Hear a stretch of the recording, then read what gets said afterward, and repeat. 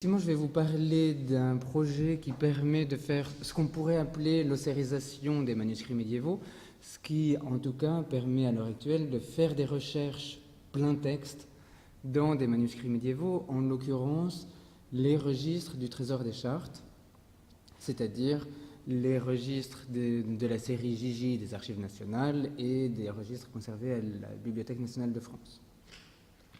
Alors, je suis très heureux d'être ici ce soir et je remercie Antonio et les autres organisateurs de leur invitation. Et pour vous présenter quelque chose qui, d'une part, je l'espère, vous intéressera, d'autre part, qui a des liens avec les développements qui peuvent être effectués à l'heure actuelle dans la recherche en histoire de l'art.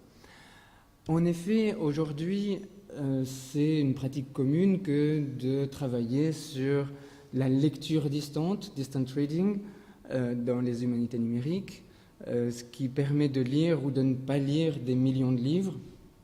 Ce sont des pratiques qui se fondent généralement sur des matériaux nés numériques ou alors sur du texte imprimé qui a été ossérisé, c'est-à-dire converti en texte lisible par la machine.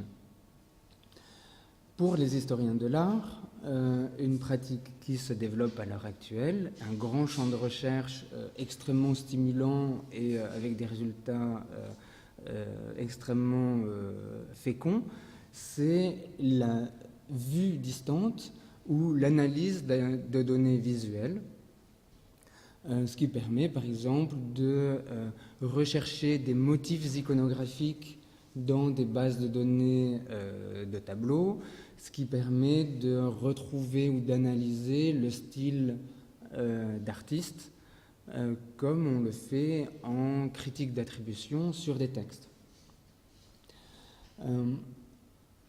Ça, donc c'est le contexte général. Pour nous, dans le cadre du projet Imanis, on s'est dit pourquoi ne pas appliquer ces recherches aux manuscrits médiévaux.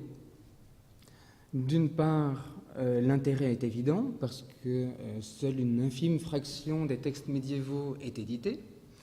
La plupart des textes médiévaux numériquement ne sont même pas connus, ils ne sont pas inventoriés. Je parle là des textes de la pratique en plus des textes littéraires. Et quand ces textes sont édités, souvent ils le sont dans des éditions non numériques et encore plus souvent dans des éditions historiques, donc non critiques.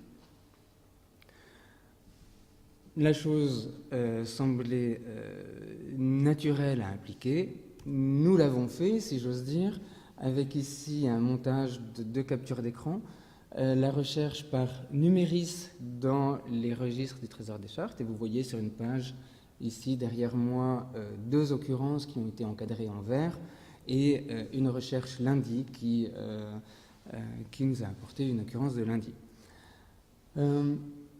Ce soir, donc, je vous ai montré déjà par cette diapositive que ça y est, c'est fait, nous pouvons chercher en plein texte dans des manuscrits médiévaux, ce qui n'était pas possible avant que nous ne commencions ce projet.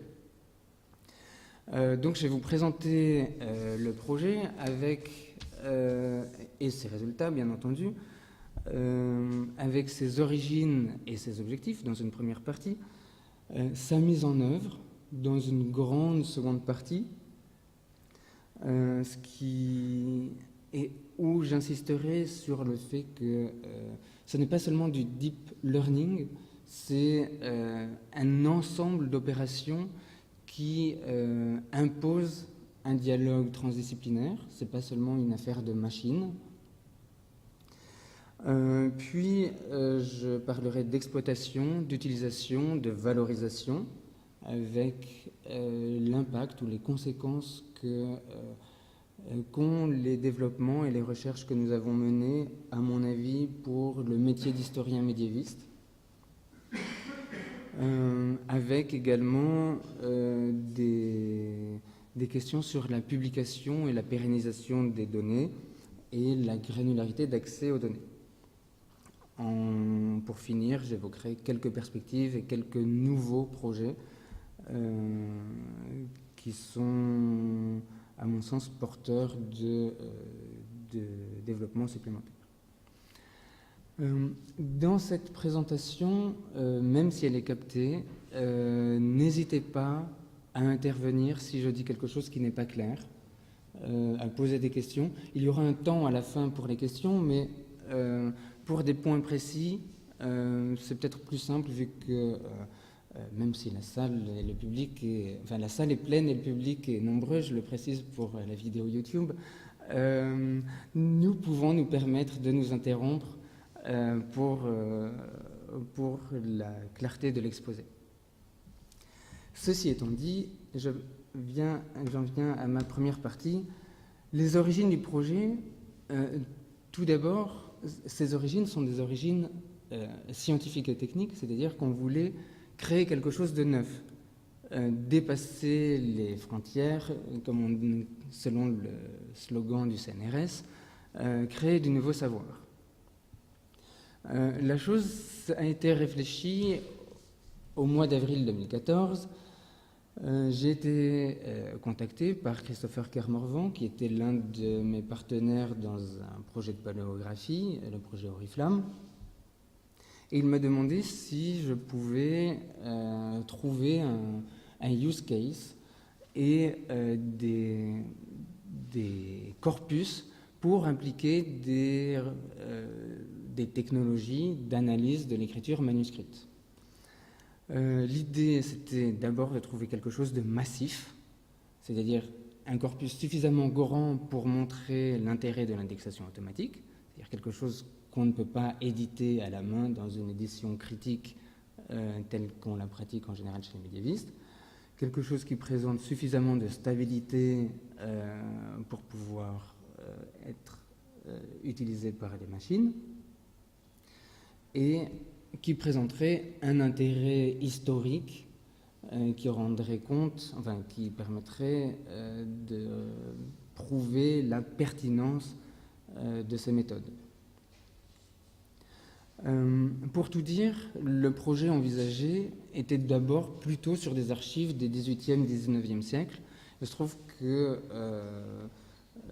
je ne travaille pas sur des archives du 19e siècle, donc j'ai proposé le corpus principal que je pouvais imaginer, le plus grand corpus qu'on puisse imaginer pour l'histoire médiévale en France. Et comme mes partenaires ne savaient pas que c'était très dur d'analyser l'écriture manuscrite du Moyen-Âge, eh bien, on s'est lancé à corps perdu. Et selon cette citation très fréquemment utilisée sur Twitter et parfois attribuée à Mark Twain, « They did not know that it was impossible, so they did it ». Donc, nous le fîmes. Alors, les objectifs du point de vue des développements technologiques étaient d'abord l'indexation, donc la recherche par mots-clés. Et j'y insiste, la recherche par mots-clés, ce n'est pas la transcription. C'est effectivement une recherche par mots-clés. On verra la différence, ou on en reparlera tout à l'heure. Le deuxième objectif, c'était la création d'un moteur de recherche. Un troisième objectif était la reconnaissance de scripteurs. C'est un objectif dont je parlerai un petit peu moins ce soir, mais j'ai une diapositive tout à l'heure qui arrivera à la minute 45. Et un objectif autre, ou un objectif parallèle, c'était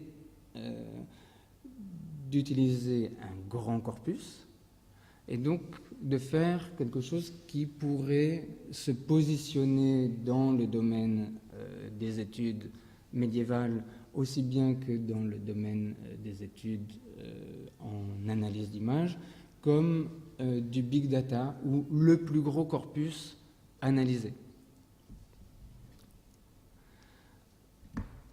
Et effectivement, c'est ce qu'on a fait en prenant le plus gros corpus analysable disponible en 2014-2015, c'est les registres du Trésor des Chartes, c'est-à-dire la mémoire administrative de la royauté française, de la monarchie française, dans l'aspect essentiellement judiciaire du pouvoir souverain, mais rattaché à la personne même du roi et à la chancellerie. Donc c'est un corpus qui est crucial pour les études médiévales. Il est directement lié au pouvoir royal. Il comporte un ensemble de plus de 200 volumes pour la partie médiévale, c'est-à-dire 80 000 pages de texte. Et c'est également un corpus que les Anglais diraient iconique, c'est-à-dire qu'il y a des études d'historiens sur ce corpus depuis les XVIIe, XVIIIe siècles, et malgré ce travail de 2 à 3 siècles, c'est un corpus qui, par sa masse, a résisté à une étude globale.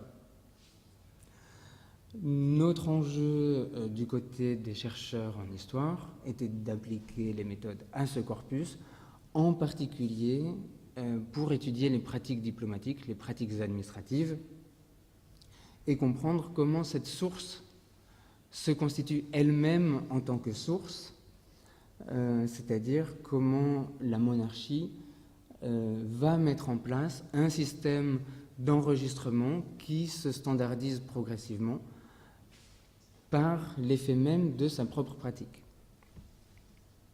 Alors, je l'ai dit, il y a des études depuis le XVIIIe siècle sur ce corpus, mais cela reste un corpus d'accès difficile, avec des inventaires qui sont partiels, qui sont de qualité très variable, et vous voyez une double représentation derrière moi, une représentation géographique.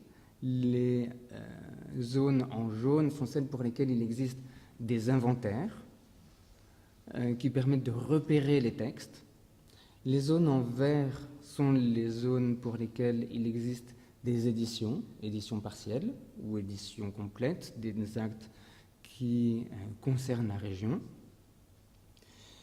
Et pour ce qui est des inventaires systématiques couvrant l'ensemble des registres, il existe des inventaires imprimés pour la période des registres couvrant les années 1300-1350, puis il existe des inventaires manuscrits pour les années 1350-1364, et puis pour de vastes régions du territoire du Royaume de France, à partir de 1364, il n'y a plus que des dépouillements anciens sur fiches cartonnées, microfilmées, et qui sont extrêmement sommaires.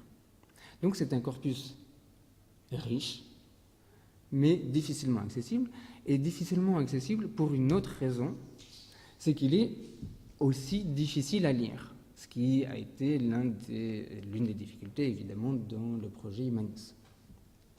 Par exemple, c'est un corpus qui présente les caractéristiques de l'écriture médiévale, c'est-à-dire avec de nombreuses abréviations. Les textes en latin ont des mots abrégés, dont plus de 60% des mots portent une ou plusieurs abréviations. Les écritures sont cursives, différentes, et donc tout à l'heure, en introduction, je vous ai montré une capture d'écran montrant le mot numéris écrit. La plupart du temps, on le trouvera comme ceci, numéris avec une abréviation pour les lettres ER. Donc vous vous retrouvez avec un ensemble de traits verticaux qu'on appelle des jambages et un S à la fin. Et ça pourrait être minimum avec un S à la fin, sauf que c'est numéris. Et vous voyez, la machine a correctement lu ce mot, ce dont nous sommes très fiers. Alors nous, c'est l'ensemble du projet Imanis. Imanis, c'est un projet qui a été financé dans un cadre à la fois européen et national par une initiative de programmation conjointe, une JPI. Donc une JPI consacrée au patrimoine culturel et au changement global. Une JPI, ce sont des pays des pays européens qui se mettent d'accord pour financer un ensemble de projets sur une thématique particulière. Donc la thématique ici, c'était le patrimoine culturel et ses changements et ses transformations à l'ère numérique. Enfin, en tout cas au XXIe siècle. À ce titre-là, le projet Imanis, pour Historical Manuscript Indexing for User-Controlled Search a été financé pour un montant relativement modique de 400 000 euros. Je dis relativement modique parce qu'il y a un autre projet européen en cours à l'heure actuelle qui s'appelle READ, qui a en gros les mêmes objectifs et qui a 8 millions d'euros, mais qui n'a pas indexé 80 000 pages dans le même temps. Mais ce sont des amis et nous travaillons avec eux. Ils font d'autres choses aussi avec l'argent qu'ils ont reçu. Ils dépensent bien leur argent, mais voilà, c'est pour préciser que c'est un petit projet, ce qui va avoir des conséquences que vous verrez dans la suite de ce que je vous présenterai. C'est un petit projet qui, dès le départ, s'est voulu transdisciplinaire, avec des humanités, en l'occurrence l'Institut de recherche et d'histoire des textes, un laboratoire du CNRS, avec des chercheurs en informatique, à savoir l'Université Polytechnique de Valence, l'Université de Groningen aux Pays-Bas et la société privée A2IA en France, et des partenaires associés des institutions patrimoniales, en l'occurrence les Archives nationales et la Bibliothèque nationale de France. Vous voyez les personnes avec lesquelles j'ai travaillé. Par modestie, je n'ai pas mis ni moi-même ni mes collègues de l'IRHT. Je tiens à remercier tout particulièrement Sébastien Hamel, qui a travaillé avec moi pendant 2 ans et demi. Alors, je vous ai parlé juste avant du projet READ. L'Université Polytechnique de Valencia en Espagne est membre du consortium de READ. L'Université de Groningen a elle-même développé un autre système qui s'appelle MONC. Donc, c'est un projet européen en lien avec d'autres projets. C'est aussi comme ça qu'on a pu travailler intelligemment et obtenir les résultats que nous avons obtenus. Et puis, parce que je ne m'en lasse pas, encore une fois, et voilà, nous y sommes parvenus. Donc, si vous allez sur l'interface de recherche et que vous utilisez le moteur de recherche d'Humanis, vous pouvez faire une recherche et puis naviguer. Ici, c'est le prénom Françoise que j'ai cherché. Ici, c'est le prénom François. Et puis, vous voyez, c'est une recherche en plein texte qui permet de retrouver le texte dans les sources médiévales. Si vous cherchez des phrases, vous allez pouvoir trouver éventuellement des phrases. Mais j'y insiste encore une fois, pour l'instant, c'est un système d'indexation, pas un système de transcription. C'est-à-dire qu'il y a des mots, il n'y a pas un texte qui est livré à l'utilisateur un mot après l'autre. C'est ce que nous avions promis dans nos objectifs et c'est ce que nous avons obtenu. Bien entendu, aujourd'hui, on aimerait aller plus loin et c'est aussi dans cette optique qu'on continue à travailler avec le consortium READ, que l'IRHT continue à travailler avec READ, sachant que le projet Humanis lui-même est achevé depuis le mois d'avril 2018, officiellement. Alors, maintenant que je vous ai présenté les acteurs, leurs objectifs et les résultats, en bref, j'en viens à la deuxième partie. Comment nous avons procédé?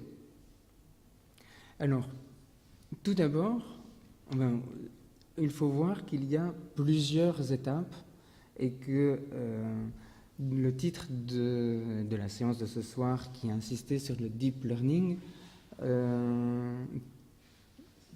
insiste sur quelque chose qui est effectivement crucial, c'est l'intelligence artificielle qui permet de débloquer des verrous technologiques préalables et de réussir là où on ne pouvait pas appliquer un logiciel d'ossérisation classique comme on le fait sur des textes imprimés. Mais il y a plusieurs opérations et plusieurs acteurs, et chacun des acteurs est essentiel pour la bonne réussite du projet. Alors je commence par une opération qui a l'air simple, qui a l'air préalable, mais qui ne l'est pas forcément, c'est la constitution du corpus. La constitution du corpus, ça veut dire non seulement la constitution d'un corpus d'images, puisque c'est les images que l'ordinateur va lire, des images numériques, mais il ne suffit pas de rassembler 60 000 fichiers représentant 80 000 pages de texte. Ensuite, il va falloir enseigner, parce que dans Deep Learning, il y a aussi Deep Teaching. Il y a des humains qui doivent enseigner à la machine comment lire.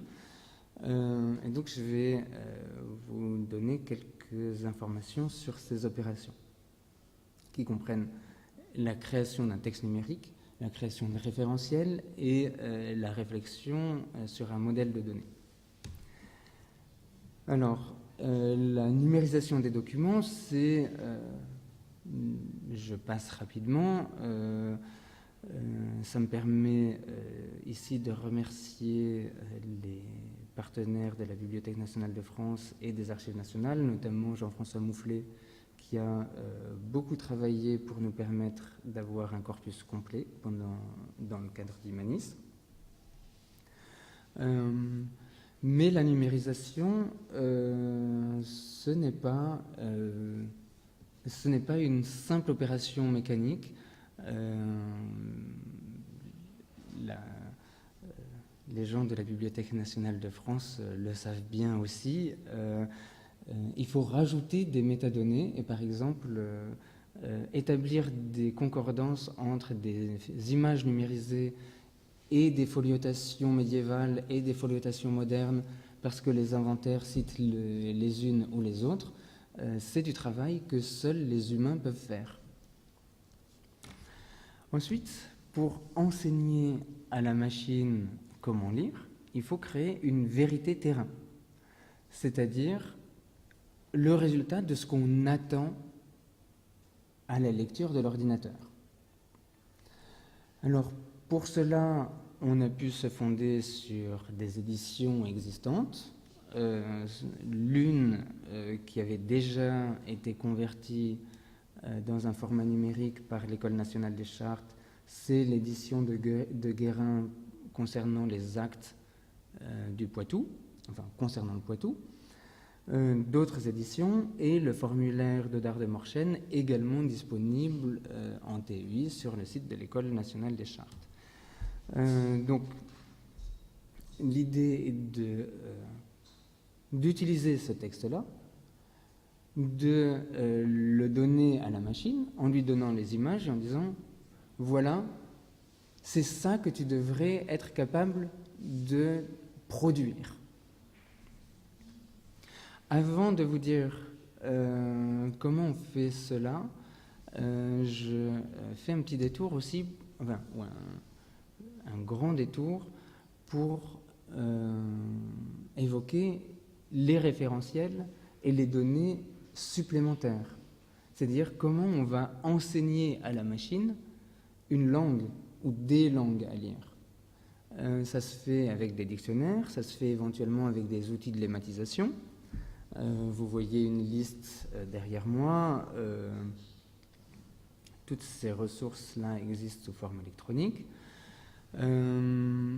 C'est aussi utiliser des dictionnaires toponymiques, exploiter des index et des inventaires déjà publiés, et puis également, évidemment, numériser et ossériser les inventaires déjà publiés. Et ces inventaires peuvent être soit imprimés, soit manuscrits. Et je vous montrerai tout à l'heure, on a obtenu d'excellents résultats dans la reconnaissance des inventaires manuscrits du XXe siècle également. Alors, une fois qu'on a toutes ces données, on essaye de les assembler pour les faire assimiler à une machine. En particulier, il faut aligner le texte et l'image. Parce qu'il ne suffit pas de dire « nous avons 60 000 pages et dans ces 60 000 pages, il y a ces textes-là. Tu dois apprendre à trouver où ils sont et tu dois apprendre à les lire pour pouvoir lire les autres. » Au départ, il faut y aller petit à petit, c'est-à-dire aligner le texte et l'image au niveau de la ligne. Donc,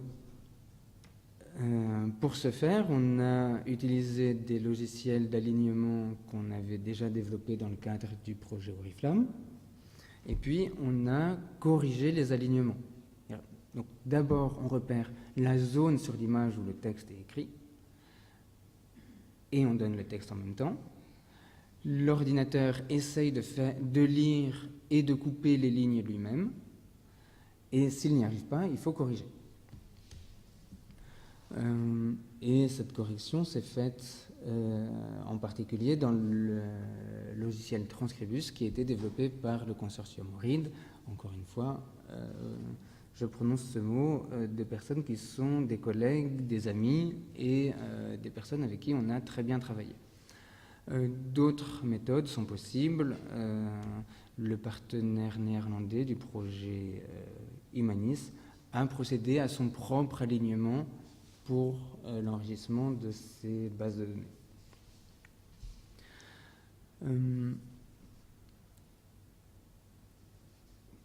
Et donc ça, c'est un travail qui a été fait manuellement, enfin, où on a accumulé des productions de la machine, corrigé manuellement, réentraîné la machine.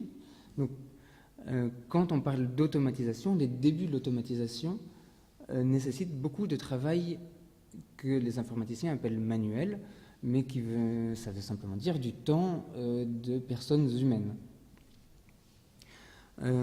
Par ailleurs, je vais passer rapidement sur les diapositives qui viennent, mais je tiens à l'évoquer. On a énormément travaillé sur le format de données pour utiliser un format unique réunissant des inventaires d'archives, des éditions, des référentiels, et donc pour cela on a travaillé avec un format TUI plutôt qu'avec de l'EAD ou d'autres formats qui sont plus communs dans la communauté des chercheurs en informatique. Donc on part d'une édition imprimée, on le sérise, on la structure en format TUI. Ici vous voyez une édition, alors l'édition de Guérin, qu'on a elle-même enrichie avec, pour une partie, l'encodage des abréviations. On s'est dit que c'était une bonne façon d'enseigner à la machine à lire les abréviations que de lui donner un certain nombre d'abréviations analysées. En fait, il s'est avéré que ce n'était pas la bonne stratégie. J'y reviendrai dans un instant. Puis, de même pour les inventaires que nous avons ossérisés ou HTRisés, c'est-à-dire sur lesquels nous avons fait de la reconnaissance d'écriture manuscrite, HTR pour Handwritten Text Recognition.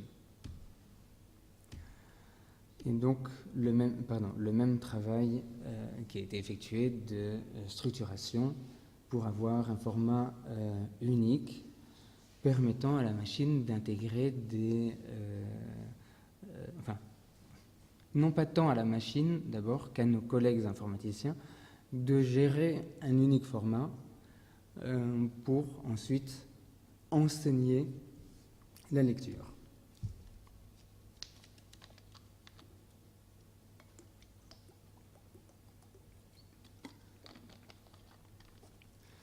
Alors, enseigner la lecture du côté des humains, apprendre à lire du côté de la machine. La reconnaissance d'écriture manuscrite est liée à l'intelligence artificielle depuis les débuts même de la pensée sur l'intelligence artificielle. C'était l'une des premières tâches qu'on a essayé de réaliser avec des ordinateurs intelligents. Il y a eu plusieurs stratégies successives. J'emprunte cette diapositive à mon collègue Christopher Kermorvan.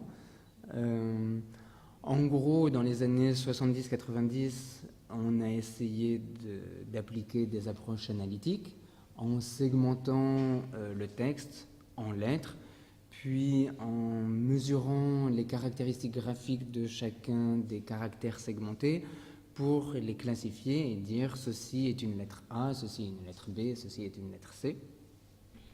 Ce sont les processus qui ont été extrêmement efficaces et ont eu du succès pour la reconnaissance du texte imprimé. Mais le texte manuscrit a une caractéristique que n'a pas le texte imprimé, c'est que c'est un texte écrit dynamiquement et c'est un texte souvent lié avec des déformations.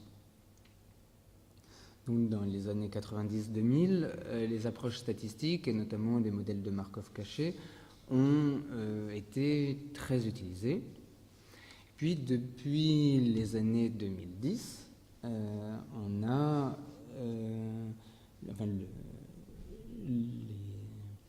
les technologies les plus performantes sont des technologies en deep learning, en apprentissage profond, ou autrement dit, avec un terme qui est extrêmement à la mode, en intelligence artificielle, c'est-à-dire qu'au lieu d'essayer de formaliser le savoir qu'on enseigne à la machine, on va laisser la machine apprendre elle-même d'après le résultat qu'on attend d'elle. Alors, toujours une diapositive de Christopher Kermorvan. Est-ce que ça marche ? La réponse est oui. Tendanciellement, ça marche, et ça marche même de mieux en mieux. Ici, vous voyez les taux d'erreur par mot dans des évaluations internationales sur des corpus définis. Les statistiques qui sont derrière moi sont sur des corpus en écriture arabe. Et vous voyez que les taux d'erreur dans une transcription par un être humain, c'est les deux lignes du bas, sont stables. Un être humain fait plus de fautes que deux êtres humains qu'on compare. Dans les compétitions de l'année 2005 portées uniquement sur des mots déjà extraits du contexte, avec 25% d'erreurs par mot, ça se stabilise à 8%. À partir de 2011, on a des compétitions qui portent sur des pages entières, et vous voyez que l'approche en intelligence artificielle a un avantage supplémentaire, c'est qu'elle apprend très vite. On part d'un taux d'erreur assez élevé, près de 40%, et en quelques années, on descend à peine 15%. Alors, pour les écritures latines, pour notre système d'écriture, il y a également des compétitions qui sont organisées, des compétitions de lecture, et notamment des compétitions sur des documents historiques. Et les meilleurs systèmes donnent en gros un taux d'erreur mot de 20%. Et plus on a de données, en général, meilleurs sont les résultats. Pour l'instant, néanmoins, on reste à un taux d'erreur mot plancher d'environ 20%.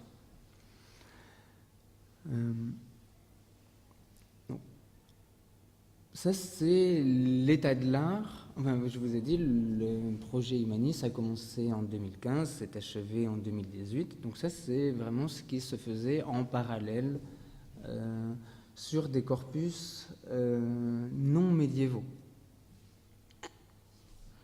Ce que nous avons fait, c'est, ce que j'ai commencé à vous le dire, c'est qu'on a mis en marche un processus de reconnaissance en entraînant un système au niveau de la ligne, c'est-à-dire qu'on donne une transcription d'une ligne et une ligne d'image. Et c'est d'ailleurs ce système qui nous a permis de dépasser la problématique des abréviations. Ce n'est pas la stratégie d'enrichissement des textes. En fait, l'ordinateur a réussi à apprendre à lire les abréviations de lui-même sur la masse du corpus, pas sur les actes qu'on a encodés de façon extrêmement fine.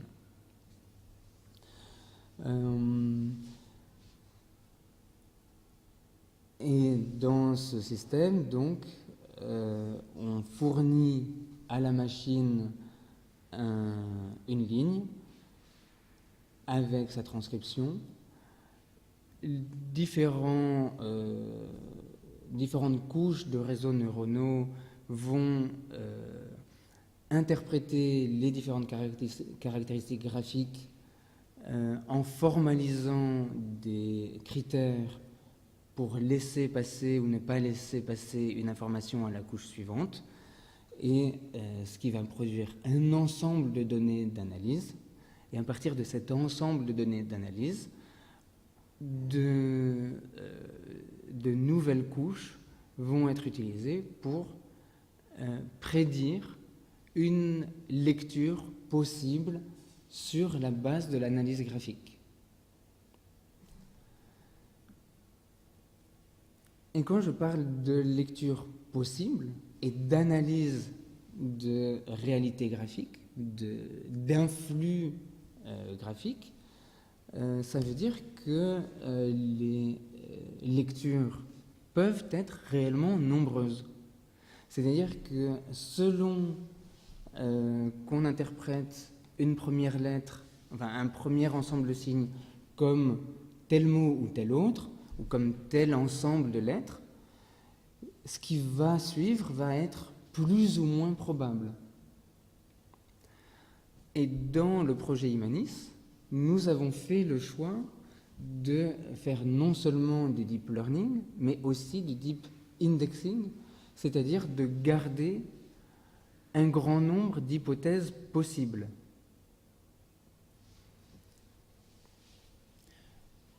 Pour faire une comparaison qui vous permettra de mieux comprendre comment le système fonctionne à la fois d'un point de vue graphique et d'un point de vue textuel, je vais faire une analogie textuelle. Si je vous montre cet objet-ci et que je vous dis taux, vous aurez du mal à imaginer la suite. Si je pose une première hypothèse ta, vous poserez facilement l'hypothèse suivante, table.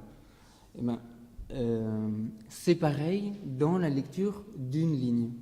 L'ordinateur va voir des lettres, éventuellement avec des signes d'abréviation. Il ne sait pas qu'un signe d'abréviation est un signe d'abréviation.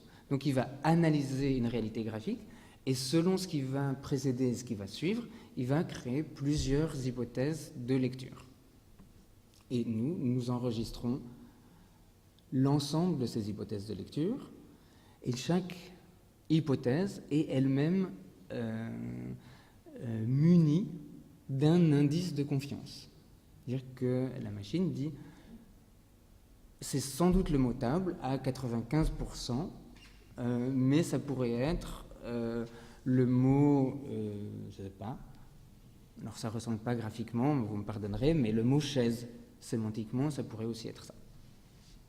Mais d'après ce que je vois, ce n'est pas le mot chaise ou alors juste à 3%. Donc on garde ces indices de confiance. Et puis, ces indices de confiance sont aussi informés par un modèle linguistique. Alors théoriquement, dans un état idéal, l'indice de confiance et même la lecture seraient déjà informés dès l'abord par les dictionnaires et les outils de lématisation. En l'occurrence, dans le projet Imanis, seul un système linguistique extrêmement rudimentaire, qui est un système de chaîne de caractères a été mis en œuvre, mais ce qui a déjà permis d'améliorer très sensiblement la qualité de l'indexation. Une fois que ces opérations ont été menées, donc je vous ai montré, si je reviens 2 diapositives en arrière, une fois qu'on a tout lu, on entre dans des systèmes d'analyse des résultats et donc de décodage de l'information et puis d'optimisation de cette indexation. Je vous ai dit qu'on gardait l'ensemble des hypothèses produites. En fait, ce n'est pas tout à fait vrai. On procède à un élagage pour réduire la taille de l'index. On élimine les mots qui ne sont statistiquement et linguistiquement pas pertinents et vraisemblables. Des exemples de lignes pour lesquelles, d'une façon étrange, l'ordinateur a proposé un seul mot pour toute la ligne, donc un mot qui couvre un ensemble de 20 mots, en les agglutinant. Ce n'est pas vraisemblable et ça se voit dans les indices de confiance. Donc on a éliminé un certain nombre de mots dont l'indice de confiance était très bas et qui, pour des raisons linguistiques, ne correspondaient pas au système aux possibilités de production des systèmes latins et français. Néanmoins, on garde, et c'est important, une indexation profonde. C'est-à-dire que même en éliminant les choses absolument pas vraisemblables, on garde encore beaucoup d'hypothèses, pas toutes vraisemblables d'ailleurs, en exploitant l'indice de confiance et en proposant une interface qui permet à l'utilisateur de négocier le contenu, c'est-à-dire de dire je cherche des occurrences très sûres, donc je vais positionner par exemple mon curseur à 70, j'aurai moins de résultats mais j'espère qu'ils seront tous bons.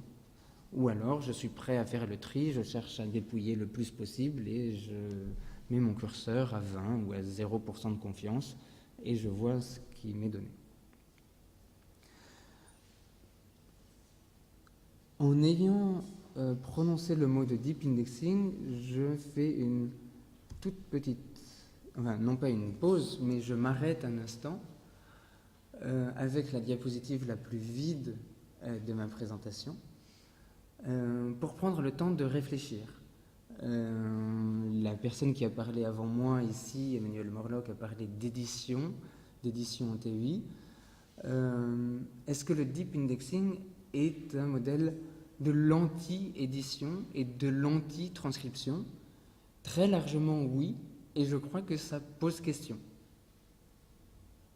Je reviendrai tout à l'heure, mais je voulais être sûr que vous ayez la question en tête. Ensuite, parce que c'est de toute façon obligatoire dans une recherche en informatique, il faut évaluer ses propres résultats. Et évaluer de façon objective. Puis publier, mais ça c'est à la limite accessoire de publier le corpus. Donc on a évalué d'abord de façon quantitative, c'est-à-dire qu'on n'a pas entraîné avec toute la vérité terrain qui était à notre disposition. Alors qu'on savait que ça améliorerait les résultats, on a été obligé d'en garder une partie pour faire l'évaluation a posteriori, parce qu'on ne peut pas évaluer sur une partie qui a servi à l'entraînement. Et puis on a mené d'autres opérations d'évaluation qualitative, en comparant ce que nous avions trouvé avec des recherches historiques antérieures, en cherchant systématiquement avec des mots et des thématiques précises, et en faisant évaluer par les utilisateurs dans une approche de crowdsourcing. Pour vous donner une idée, néanmoins, je ne sais pas pourquoi je dis néanmoins, Pour vous donner une idée, on a entraîné avec 6000 lignes qui correspondent à environ à 340 actes. On a évalué sur un peu moins d'une centaine d'actes pour un ensemble de 1700 lignes. C'est-à-dire qu'on s'est privé tout de même d'une grosse capacité d'entraînement. Et dans ce qu'on a produit, donc on a entraîné sur un corpus couvrant les années 1300-1360, et on a indexé un corpus de 68 000 actes, de 2 600 000 lignes estimées, et sur une période chronologique couvrant l'ensemble médiéval des trésors des chartes, donc des années 1300 à 1483. C'est énorme. On a un taux d'erreur mot non pas sur le deep index, sur l'indexation profonde, mais sur les meilleurs, sur les mots avec la meilleure performance. On a un taux d'erreur caractère de 18%, ce qui est beaucoup, mais ce qui est, c'est le premier chiffre qu'on ait sur un corpus de cette nature-là. Et nous croyons que ça rend déjà de nombreux services, mais évidemment, on va essayer de faire mieux dans les années qui viennent. Aussi, je vous ai dit qu'on pouvait mettre en place un système de négociation de contenu,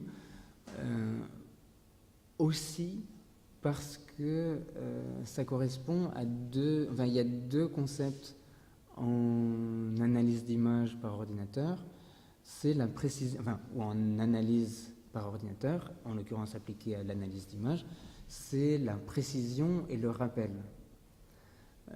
C'est-à-dire que la précision, c'est dans le nombre d'occurrences qui répond à votre recherche, le nombre d'occurrences exactes. Si vous avez 100 réponses et que 95 sont justes, vous avez un taux de précision de 95%. Le rappel, c'est le nombre de réponses justes qui sont rapportées par la machine parmi celles que vous auriez dû trouver. Alors, pour le corpus large, jusqu'en 1483, on peut mesurer la précision, mais on ne peut pas mesurer le rappel. Parce que précisément, on ne sait pas combien on aurait dû en trouver, puisqu'il n'existe pas d'études ou d'édition exhaustive. Donc, pour la partie jusqu'en 1360, vous voyez derrière moi le taux de précision et le rappel, avec, de façon très classique, une baisse drastique de la précision quand on augmente le rappel, mais néanmoins un rappel qui plafonne à 82%. Donc on sait qu'on rate en moyenne 18% des occurrences qu'on cherche. Néanmoins, entre rien et 80%, on a décidé que 80% c'était bien. Et donc, parce que je ne m'en lasse pas, je vous remontre que ça marche ici avec le mot archive. Bon, j'en arrive à ma troisième partie, exploiter, améliorer, comprendre, pérenniser. Vous avez vu dans la deuxième partie que je vous avais promise très longue, la mise en œuvre, et j'imagine que c'était essentiellement pour cela que vous veniez. Néanmoins, je crois qu'il est important de remettre en perspective et de parler de problématiques qui concernent tous les projets numériques à l'heure actuelle. Alors, pour ce qui est du corpus Imanis, la publication, l'exploitation, j'allais dire, ne relève plus que très partiellement des partenaires d'Imanis. D'une part, le projet est fini, et d'autre part, c'est un corpus qui est infini. Si les historiens n'ont pas réussi à l'exploiter en 200 ans, c'est pas parce qu'on a créé cette machine-là qu'on va l'exploiter. L'exploitation, c'est du travail de cerveau humain, aidé par la machine, mais l'analyse historique, ça reste une analyse d'historien. L'intelligence artificielle n'a pas encore écrit de thèse en histoire médiévale. Donc les possibilités sont infinies. À l'heure actuelle, je connais des gens qui utilisent cet outil pour travailler sur l'histoire de la musique et des musiciens, pour travailler sur l'histoire de la bâtardise, sur l'histoire de la sorcellerie, sur l'histoire de la marine et de l'amirauté, sur le vocabulaire diplomatique. Donc, beaucoup de ces sujets me sont complètement étrangers, et c'est très bien comme ça. C'est-à-dire qu'on a créé un outil qui a une pertinence pour nos recherches, mais qui a aussi une pertinence pour l'ensemble des chercheurs médiévistes. Et fondamentalement, je crois que c'est réellement l'une des choses que le numérique a apporté à partir des années 90 et 2000. C'est la plus grande interopérabilité intellectuelle, donc la plus grande réutilisabilité et la plus grande réutilisation des données. On fait quelque chose, on fait éventuellement un outil, et c'est pris en main par d'autres. Certains pourraient le regretter. Moi, je suis très... Enfin, on aurait pu ne pas publier les résultats d'Imanis. On aurait eu le droit. Maintenant, cet outil, il est ouvert pour la communauté. Dans ces possibilités infinies, je cite rapidement un mail qui m'a été adressé un jour où une vague de chaleur avait fait couper les serveurs à l'Université Polytechnique de Valence. Un doctorant qui me dit « Le projet Imanis m'est devenu indispensable. La possibilité d'opérer par recherche plein texte m'a amené à considérablement réévaluer mon corpus et mes ambitions. Je suis dépendant de ce site.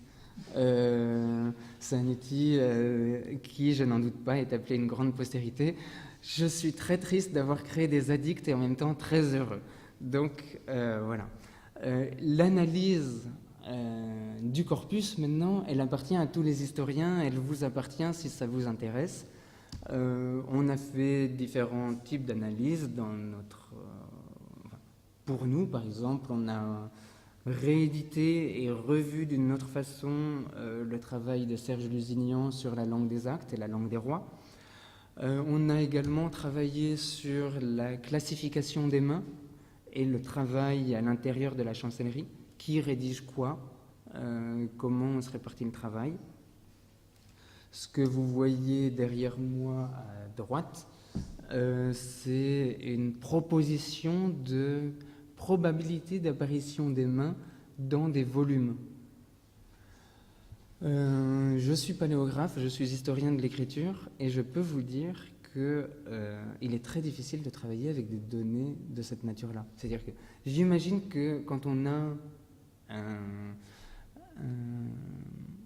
une petite bosse plus étalée, ça veut dire qu'on a un scribe qui est actif plus longtemps et que les pics très élevés correspondent à des registres qui ont été tenus par une seule personne. Mais pour cela, pour cette analyse graphique, comme pour l'analyse textuelle, cette masse de données n'est pas aussi simple à utiliser que des données nativement numériques ou propres. C'est-à-dire que si vous analysez un tweet, ou que vous l'intégrez dans une analyse de flux, vous avez des données qui sont maîtrisées.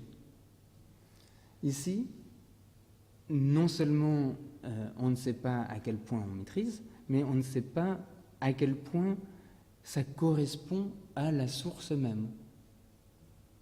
C'est-à-dire qu'on a produit du texte, mais si on veut faire de la lecture distante, il faut faire confiance à l'ordinateur, d'une façon peut-être, trop optimiste. Et en plus, je vous l'ai dit, dans les données qu'on fournit, on a gardé une indexation profonde. Et jusqu'à présent, aucun historien des textes ne travaille avec des textes qui présentent de multiples hypothèses pour un même mot et qui ne sont pas de multiples hypothèses d'auteur, mais juste des multiples hypothèses de machine. Par ailleurs, on a dans ce projet, pour créer du sens, dû exploiter l'édition critique de façon ancillaire, purement auxiliaire, c'est-à-dire que l'édition critique n'est plus un but, mais uniquement un moyen pour entraîner un ordinateur. Pour produire quoi? Pour produire des données phénoménales de bruit. Alors des données phénoménales de richesse aussi, mais des données phénoménales de bruit. Donc on a simplement relancé, enfin je dis simplement, je crois que ça va plus loin que l'adverbe simplement, on a peut-être relancé un cycle d'exploitation des métadonnées. C'est-à-dire qu'on fait une édition critique, on produit du bruit, à partir du bruit on peut recréer une édition critique, et ainsi de suite. Ça pose des questions sur l'organisation du travail pour la lecture et la lecture distante, mais effectivement aussi la lecture. Qui apprend à lire? Qui arrive à lire? Est-ce que fournir un outil qui lit à moitié bien, ça ne va pas décourager des apprentis historiens d'apprendre à lire pour de vrai? C'est une vraie problématique de passation du savoir-faire. C'est-à-dire qu'il y a très peu de gens qui savent lire les manuscrits médiévaux. Évidemment, des outils de lecture automatique, ça n'incite pas les historiens à se former. Ensuite, encore une fois, la lecture distante sur un index profond, personne ne fait ça. J'en ai parlé à des gens qui travaillent en lecture distante, enfin je travaille aussi en lecture distante, mais la première réaction qu'ils ont eue, c'est « Oh, c'est super, est-ce que tu peux me donner une extraction de ton index ?» J'ai dit « Ben oui, bien sûr, c'est des données ouvertes, je suis très content. » Et puis il rajoute « Mais en gardant uniquement la transcription de meilleur au taux de confiance le plus élevé. » Et ça, en fait, je suis incapable de le faire. Parce que vous pouvez avoir des hypothèses qui se superposent les unes aux autres. Pour un mot, vous pouvez avoir la proposition de deux hypothèses, ou d'un mot qui va couper, enfin qui va être brochant sur le tout, comme on dirait en héraldique. Et qu'est-ce qu'on fait de ça si c'est le même taux de confiance? Ou est-ce qu'on les ajoute? Est-ce qu'on ne crée pas une donnée qui est aussi absurde? Comment on tient compte de la précision et du rappel dans une analyse historique? Les historiens, même les humanistes numériques, ne sont pas habitués à dire je pense que ce texte a eu tel effet à 63%, mais je pense qu'il a eu tel autre effet à 40%. C'est pas comme ça qu'on travaille dans une thèse en histoire médiévale, ni dans une thèse en humanité en général. On pose des hypothèses et puis on modère ça avec des vraisemblablement et des peut-être. Mais là, on a une traçabilité de la réflexion, mais sur des données qu'on n'a pas vérifiées. On a un taux de confiance dont on ne sait même pas à quoi il correspond. Donc ça, c'est vraiment les questions que je veux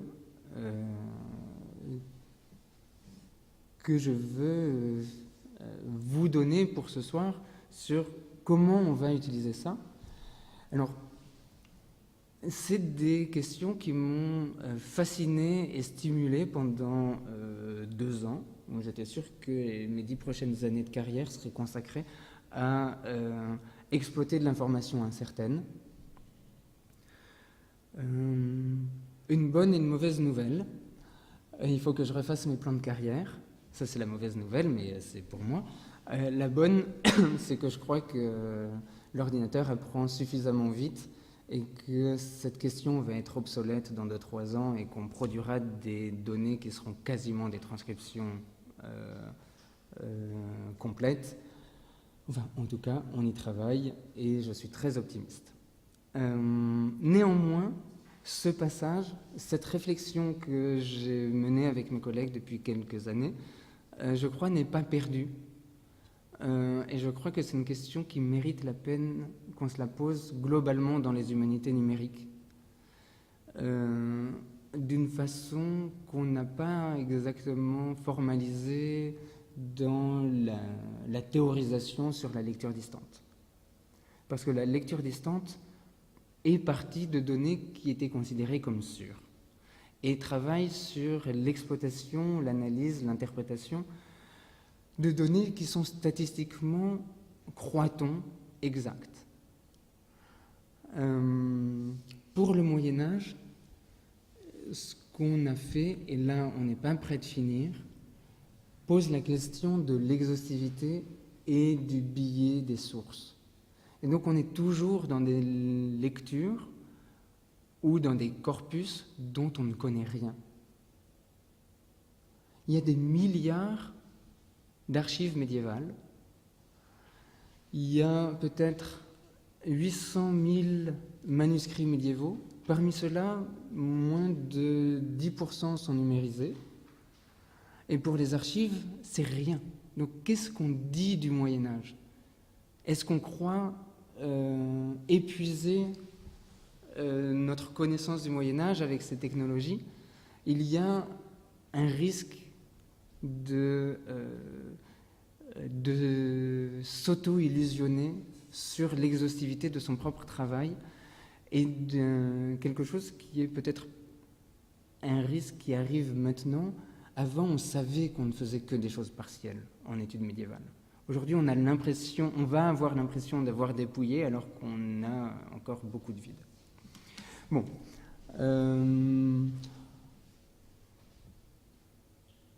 C'était le climax de mon intervention. Maintenant, je vais dérouler des tas de diapositives rapidement sur la publication parce que je crois que c'est utile pour présenter le projet dans son ensemble et parce que je crois que c'est utile aussi pour l'indice numérique de l'INHA. Ce que nous n'avons pas fait dans le cadre du projet Imanis, mais après la fin du projet Imanis, c'est qu'on a publié les données non seulement sur l'interface du moteur de recherche tel qu'il existe, ça existait pendant le projet Imanis, mais on les a publiées aussi via le protocole 3IF pour les images et les annotations textuelles, en séparant les données et les responsabilités.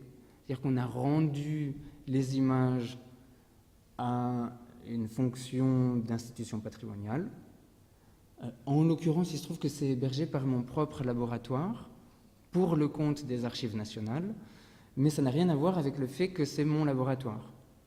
C'est la Bibliothèque virtuelle des manuscrits médiévaux qui a accueilli les registres des Archives nationales pour les rendre accessibles selon le protocole 3IF.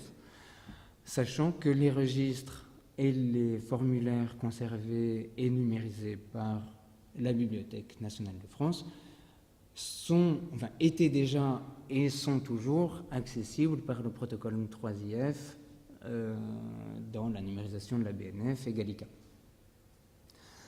On a donc des publications qui sont distinctes.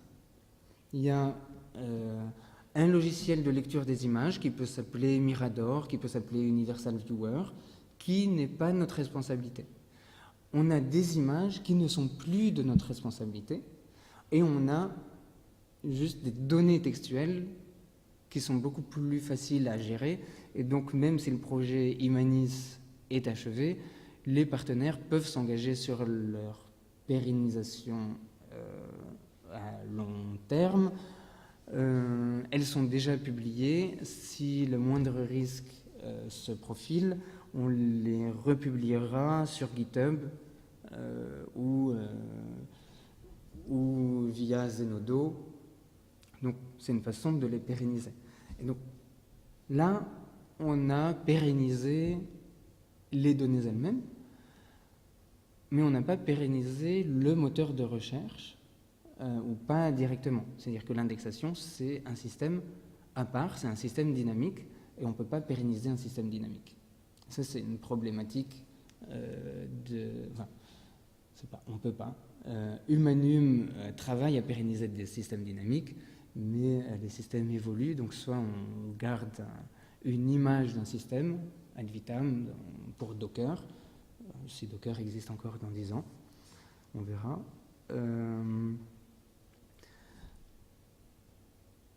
Mais nous, en tant qu'institution de recherche, projet de recherche, on s'est engagé et on publie les données, et c'est ça qu'on a pérennisé. Donc, ce que vous voyez ici, c'est la bibliothèque virtuelle des manuscrits médiévaux et la visualisation des données avec ici le visualiseur Mirador et des annotations. Les annotations ne sont pas, je le répète, les annotations ne sont pas conservées dans le même réservoir que les images. C'est simplement le logiciel, l'instance Mirador qui va appeler les uns et les autres et les remettre ensemble. Ici, avec un mot qui a une seule transcription, ici, avec un mot qui a 2 transcriptions possibles, 2 hypothèses statistiquement probables. Donc, on est presque à une transcription. On peut lire un texte linéaire, mais on n'a pas produit de transcription linéaire et on ne l'a pas fait à dessein à l'heure actuelle parce qu'on estime que les données ne sont pas suffisamment bonnes pour être publiées sous cette forme-là, qu'elles présentent des risques de non-vérification de l'information par les utilisateurs. C'est la même stratégie qui a été mise en œuvre dans les premières années de l'OCR. Dans 3 ans, on aura, enfin non, dans 6 mois, je l'espère, on aura réindexé le tout et on proposera, je l'espère, une indexation linéaire. Par ailleurs, on travaille à des interfaces plus flexibles pour présenter les résultats différemment, notamment en extrayant les occurrences. Vous voyez sur la première ligne, la 3e imagette, on a à la fois une image du mot et puis le mot est encadré, c'est là que l'ordinateur l'a réellement vu et pour que l'utilisateur puisse suivre, on a élargi un peu l'imagette. On peut faire des approches modulaires qui ont des parallèles, si on veut, en TUI. C'est-à-dire que la TUI permet un balisage avec choice. Est-ce qu'il faudrait... Mais l'entrée d'apparat avec des variantes reading en TUI n'est pas faite pour enregistrer des variantes proposées par l'ordinateur, mais enfin des variantes qui sont purement imaginaires, purement computationnelles. Mais pourquoi pas? On pourrait publier un texte en TUI linéaire en disant, mais un texte profond avec des choices autour de chaque mot. Pour l'instant, dans l'interface qu'on a, on peut voir l'entrée d'index, enfin les entrées d'index, et voir que parfois le mot correct, c'est la 2e ou 3e occurrence, enfin c'est la 3e proposition et non pas la proposition qui a été considérée comme la plus probable par l'ordinateur. On travaille aussi à des interfaces plus intelligentes. Ici, je vous montre la maquette qu'on a publiée et qu'on avait annoncée dans différents colloques. Je crois que c'est la première fois que je montre cette capture d'écran et je suis très content. On a réalisé le découpage d'une grande partie du corpus maintenant par acte, ce qui est la granularité, le niveau de granularité pertinent pour aborder ces textes, puisque des registres, c'est des milliers de textes mis bout à bout. Ce qui pose une autre question que vous vous êtes peut-être posée tout à l'heure, mais vous ne vous êtes pas manifesté. Quand je parlais de lecture distante, d'analyse de réseau, jusqu'à présent, jusqu'à avant ceci, on avait des mots sur une page. mais des mots de texte qui n'ont rien à voir les uns avec les autres. Vous pouvez avoir un acte qui accorde une foire à la ville de, je sais pas, à la ville d'Amiens, suivi sur la même page par une lettre de rémission à propos d'un homicide sordide dans la ville d'Agen. Alors qu'est-ce qu'on fait comme analyse de réseau là-dessus? Donc on essaye de travailler intelligemment en mettant ensemble ce qui va ensemble. Évidemment, le meurtre d'Agen et la foire d'Amiens ont un lien, c'est le roi de France, mais c'est quand même assez ténu. Donc on essaye d'aller vers des interfaces plus intelligentes, et puis on essaye aussi d'utiliser l'intelligence de la foule. Alors c'est très pratiqué par les archives. Ici une carte élaborée en 2015 sur les archives qui pratiquent le crowdsourcing, l'indexation collaborative en France. C'est quelque chose qui est évidemment le vent en poupe, vous le savez. Enfin, le vent en poupe, c'est pas seulement une question de vent en poupe, c'est une pratique devenue commune. On l'a intégré dès le départ dans Imanis, puisqu'on peut non seulement voir l'index, mais on peut aussi choisir et dire à la machine, ben voilà la bonne lecture. Ce qui nous a servi à participer à l'évaluation. On s'est rendu compte à ce moment-là que l'évaluation par le crowdsourcing était extrêmement négative, parce que, enfin, ce qui est normal, mais les gens prennent le temps d'améliorer, c'est-à-dire de dire c'est pas la bonne lecture c'est ça, mais ils vont pas nous dire ça c'est bon. Donc en fait on avait que des retours sur ce qui n'allait pas, et donc on a commencé à réfléchir à comment implémenter différemment l'indexation collaborative, notamment en l'intégrant dans une navigation plus subtile et où les utilisateurs valideraient ipso facto les choses qu'ils ne corrigent pas. Alors, une bonne surprise de ce projet, c'est qu'on a un public qui s'étend au-delà de la France, et donc les historiens médiévistes ont vraiment pris en main cet outil avec un grand nombre de corrections importées aux États-Unis, au Canada, au Royaume-Uni, en Belgique, en Belgique francophone, mais aussi en Espagne et un peu en Allemagne. Donc,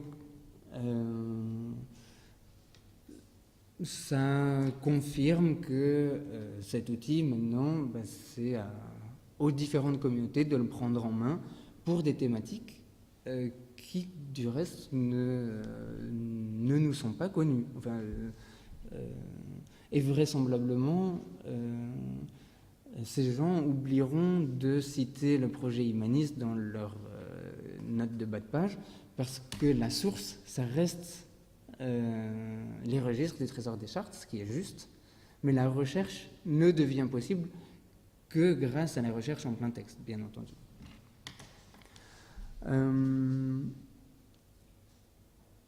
Très brièvement, je commente encore le graphique qui est en bas. Le nombre d'actions de crowdsourcing ont explosé autour de la fin du projet parce qu'on a fait beaucoup de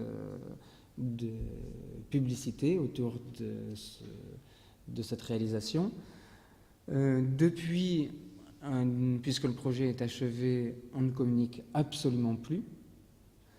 Et il reste un taux un peu stable de gens qui continuent à enrichir notre index progressivement. Et donc, c'est vraiment un usage qui n'est pas que conjoncturel, qui n'est pas lié aux annonces qu'on peut faire sur Twitter ou sur les blogs. Alors, pour conclure, des perspectives joyeuses, bien entendu. Je vous ai dit d'une part que on va vers l'édition linéaire. On va aussi vers l'élargissement du corpus. J'ai d'autres projets, il y a d'autres projets. Alors je vous montre le résultat d'une transcription qui a été faite par le consortium READ, qui a utilisé plus de vérité terrain qu'on en a utilisé, c'est-à-dire qu'ils ont pu tout utiliser, y compris des choses qu'on a préparées en fin de projet et qu'on n'a pas mis en œuvre finalement. Et ils ont testé avec leur mécanisme qui s'appelle HTR+, sur 20 pages. Et sur ces 20 pages, je peux dire que les résultats sont vraiment bons. Là, c'est peut-être un peu loin pour que vous puissiez lire, mais vous voyez en rouge les mots qui ont été transcrits et en vert les mots qui ont été corrigés. Ça a l'air tout plein de fautes comme ça, mais d'une part, par rapport à l'état de l'art, c'est déjà très bien. Et d'autre part, il y a quelques erreurs, mais beaucoup des corrections sont en fait des ponctuations qui ont été restituées par l'éditeur et que la machine ne peut pas voir puisqu'elle passe dans le texte d'origine. Donc ça a l'air à moitié bien et en fait c'est vraiment très bien. Et je crois que de proche en proche, on va pouvoir aborder des corpus qui sont moins maîtrisés ou moins stables graphiquement que le corpus des registres du Trésor des Chartes.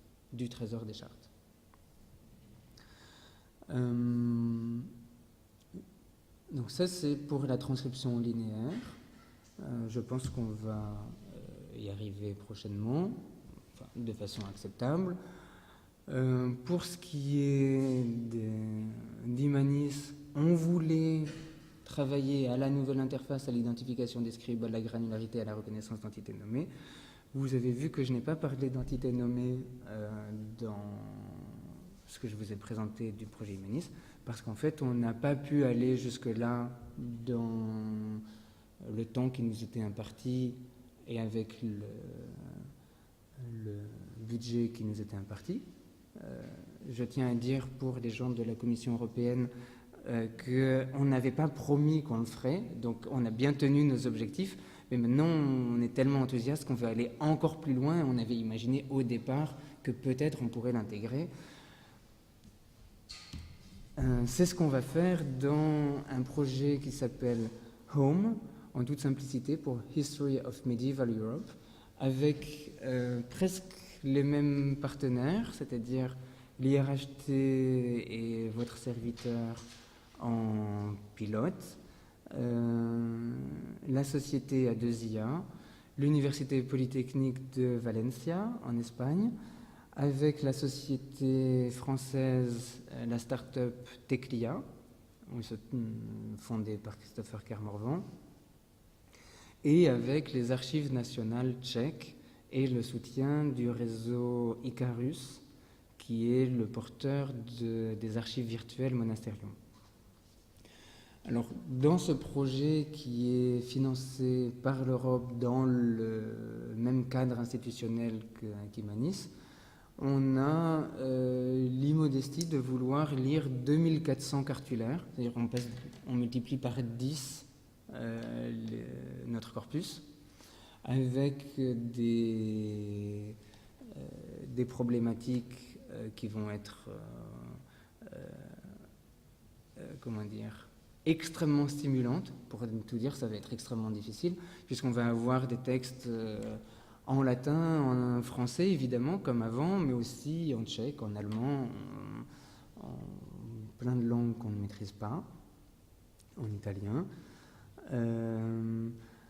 Et là, ce qu'on a promis aux partenaires européens, c'est de travailler à des indexations nouvelles et à un environnement de recherche pertinent pour l'utilisateur, justement pour poser la question que je vous posais tout à l'heure, de comment transmettre l'idée de la complétude et de l'incomplétude, comment éviter qu'un utilisateur historien ne soit troublé et n'ait un trop grand billet de source, qu'il puisse prendre conscience de ce qu'on lui offre, et aussi, ipso facto, de ce qu'on ne lui offre pas.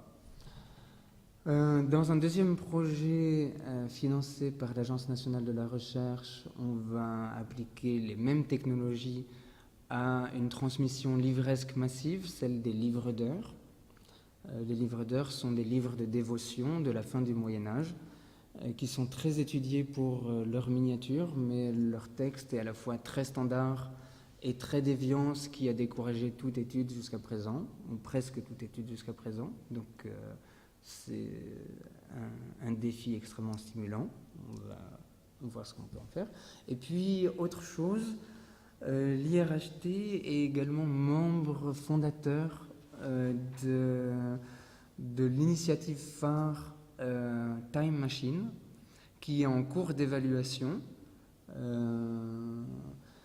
Et dans cette initiative, ce sont maintenant non pas 3, 4, 5 institutions, mais 100 institutions, des laboratoires de recherche en analyse d'images, en vision par ordinateur, en infrastructure de numérisation qui vont se rassembler. C'est un appel en 2 temps, mais si on va jusqu'au bout, c'est 1 milliard d'euros pour l'analyse historique des sources aidées par l'intelligence artificielle qui sera mise en œuvre avec l'idée de structurer cette recherche au niveau mondial pour les 20 ou 30 ans à venir. Voilà à la fois le projet humaniste, d'où je viens et où j'espère que nous allons aller. Et si vous avez des questions, je serai ravi d'y répondre. Si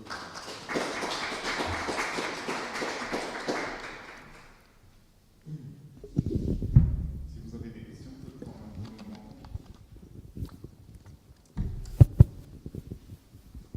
Oui, bonsoir, merci beaucoup pour cette magnifique présentation. Je voulais savoir pour la suite, donc pour le projet Homme, vous avez parlé de cartulaire, mais de quoi s'agit-il exactement au niveau du corpus ? Alors, les cartulaires sont des livres dans lesquels on copie des actes de la pratique. Ce sont des compilations qui sont effectuées en général par les institutions qui ont reçu ou qui sont bénéficiaires de ces actes. Par exemple, des monastères qui vont recopier dans ces livres les donations, les ventes qui ont été faites à leur profit, les échanges ou des privilèges pour des foires, des péages, etc. Alors, le corpus, si je dis 2400, c'est que c'est à peu près le nombre de cartulaires dont il existe des numérisations ou des microfilms à l'Institut de recherche et d'histoire des textes. Et donc c'est un choix, j'allais dire, par défaut. C'est un corpus qui est déjà tellement vaste et qui n'a tellement pas d'équivalent qu'il est difficile d'estimer ce qu'il couvre. Justement, une partie du projet Home consistera, en lien avec un projet qui est mené à l'École française de Rome, à repérer l'ensemble des cartulaires conservés pour l'Europe pour savoir ce qu'on couvre et ce qu'on ne couvre pas. Déjà, le b.a.-ba, dans une carte des résultats, dire on a des résultats dans ces cartulaires-ci, on n'en a pas dans ces autres cartulaires qu'on a analysés, mais attention, il existe encore 8000 autres cartulaires qui ne font pas partie de notre corpus. Donc, Si quelqu'un s'intéresse, je sais pas moi, à une région donnée, ou s'intéresse, je sais pas, c'est un exemple fictif, s'intéresse à certains types d'agriculture, par exemple à la pratique de la jachère au Moyen-Âge, s'il cherche un mot et qu'il voit que tous les résultats sont conservés dans des cartulaires qui concernent l'Aquitaine et le sud-ouest du royaume français, il devra se poser la question, est-ce que la jachère n'existe que dans cette région-là, ou est-ce qu'il y a un problème de vocabulaire spécifique, et comment j'élargis ma requête. Et c'est dans ce sens-là que je veux parler de la représentativité et de la non-représentativité du corpus. On essaye de couvrir aussi large que possible, et en cours de route, on essaiera de mesurer ce que ça signifie par rapport aux sources existantes et aux sources éventuellement disparues, enfin, dont on sait qu'elles ont existé mais auxquelles on n'a pas accès. J'avais une dernière question concernant les entités nommées. Est-ce que ça veut dire qu'on ne peut pas rechercher un nom propre pour l'instant Alors si, on peut rechercher un nom propre, mais en revanche, si vous cherchez Paris, ça ne sera pas traité comme une entité nommée, vous ne pourrez pas chercher par carte. Et si vous cherchez par nom propre, si vous cherchez, je ne sais pas, un nom d'une personne médiévale, je sais pas, Étienne Marcel, on parle beaucoup de Jacquerie en ce moment, vous pourrez trouver tous les Étienne et tous les Marcel, mais si vous cherchez Étienne, vous ne trouverez pas Stéphanus. C'est pas géré comme un nom, c'est géré comme un mot. Si vous cherchez Marcel, vous trouverez aussi bien, alors c'est pas le meilleur exemple, mais vous trouverez aussi bien les Marcel prénoms, enfin nom de baptême, que les Marcel surnoms, nom de famille. Alors que si on gérait réellement les entités nommées, on dirait que c'est une personne et cette chaîne de caractères s'interprète de telle et telle façon. Donc c'est là la différence, c'est la reconnaissance des entités nommées, c'est ajouter de l'information au texte, ou restituer l'information implicite du texte. Parce que dans le texte, les auteurs du texte savaient évidemment que c'était une personne ou un lieu. Mais une fois que l'ordinateur l'a lu, c'est une chaîne de caractères, et on peut aller dans telle ville aussi bien que dans la maison d'à côté, ce qui n'est pas la même nature linguistique. Voilà. Est-ce que ça répond à votre question ? Quelqu'un d'autre a une question ?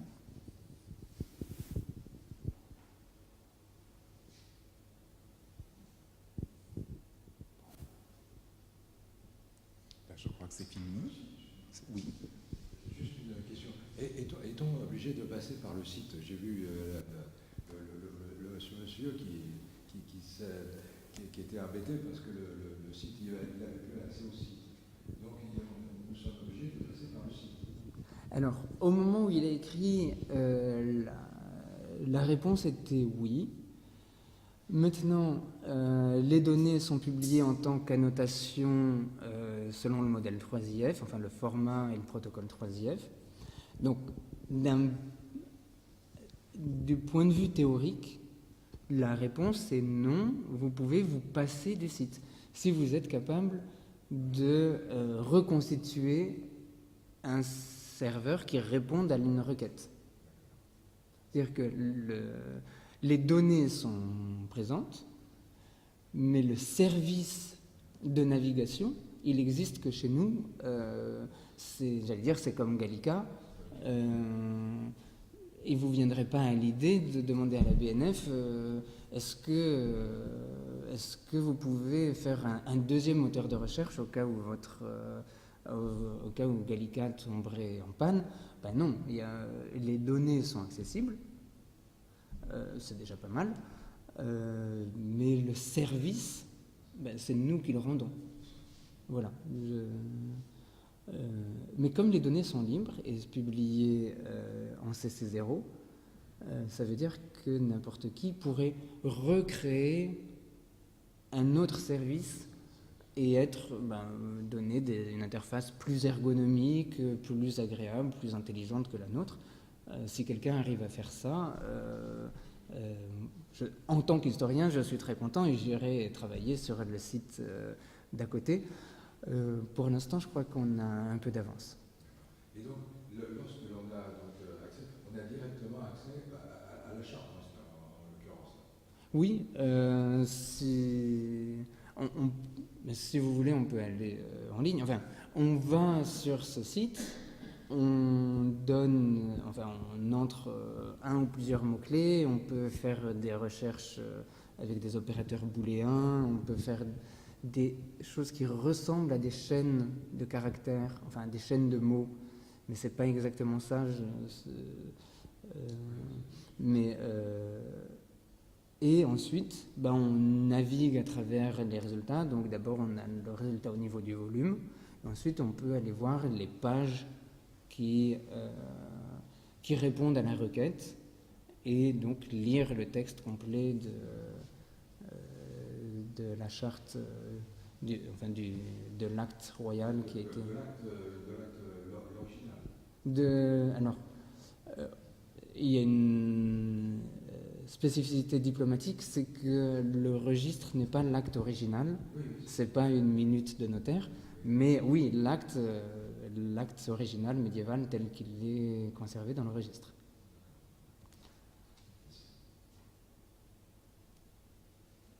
Et donc dans la nouvelle interface que je vous ai montrée à l'instant, enfin juste avant, je reviens en arrière. Là, donc, on arrive dans un espace comme ceci, on voit les limites de l'acte, et ici on a quand l'acte a déjà été inventorié, on a les métadonnées, j'allais dire historiques, éventuellement l'édition, et voilà.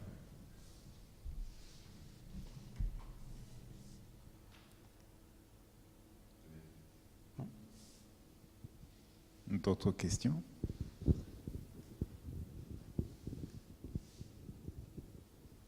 On va clore cette journée. Merci beaucoup pour votre intervention. Merci à vous pour votre attention souriante et vos questions. Merci. Bonne soirée.